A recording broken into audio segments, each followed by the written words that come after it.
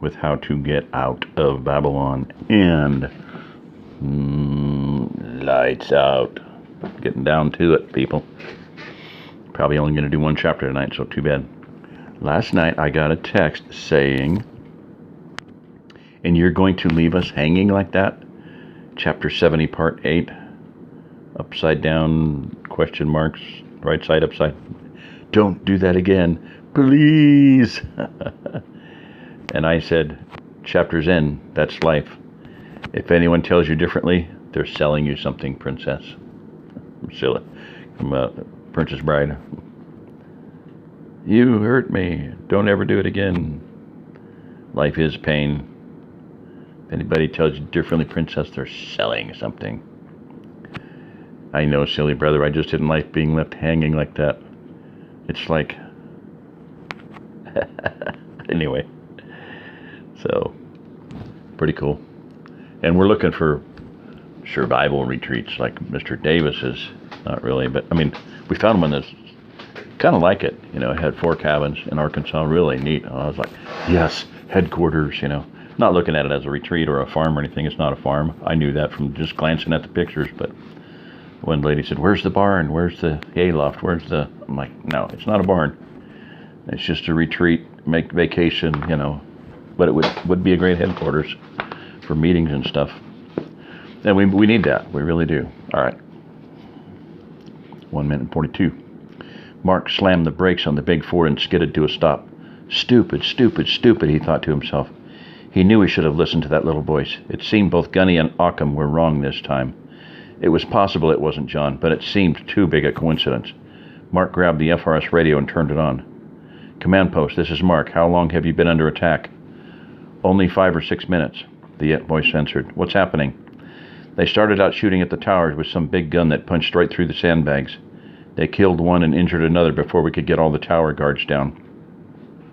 They're across the field to the east shooting at the guards in the foxholes, but they aren't hitting anything now. We're not sure how many there are. We were shooting back, but Olga just came on the radio a minute ago and told the men to shoot only if they see something. Good, Mark answered. Have you called the sheriff? Yeah, the man said. Mark finally recognized the voice belonged to Henry Patterson. They said he's tied up with a situation in town. They checked with him, and he said he might be here in an hour or 2. Wonderful, Mark said, rolling his eyes for no one to see. He wasn't surprised, though. What about the county rapid response team? Are they coming? Evidently, Sheriff Barnes has all the keys to the buses for the rapid response teams with him, Henry answered. Someone went to find him to get the keys. Mark's stomach started churning, mostly because Barney had neutered the rapid response teams, but hearing Henry call him Sheriff Barnes hadn't helped. How about Billy and his boys? Have you talked to them, Henry? Yes, but Olga wasn't sure what to tell them to do. Where is she? I'm here in the command post, Mark. Olga's voice came over the radio. Call Billy back and have him try to flank the shooters. Tell him to be careful. There's 40 of them, give or take. Tell him it's probably the same group we were fighting with when we met him. They came... You mean it's John's group? Olga interrupted. I think so, Mark said, realizing he was doing no good out here on the road. Listen, can someone get the gate open so we can get in? I'm sure one of the gate guards can crawl up and open it, she answered. I'll call them on the CB and get it open for you. Thanks, Olga. Make sure they get everyone off the road. We'll be coming in fast. Roger that. A minute later, Mark saw the big gate swing open. He stuck his head out the window and waved to the trucks behind him to follow. He accelerated as he made for the gate and only slowed down enough to make the turn without wrecking. He continued up to the command post with his convoy in tow.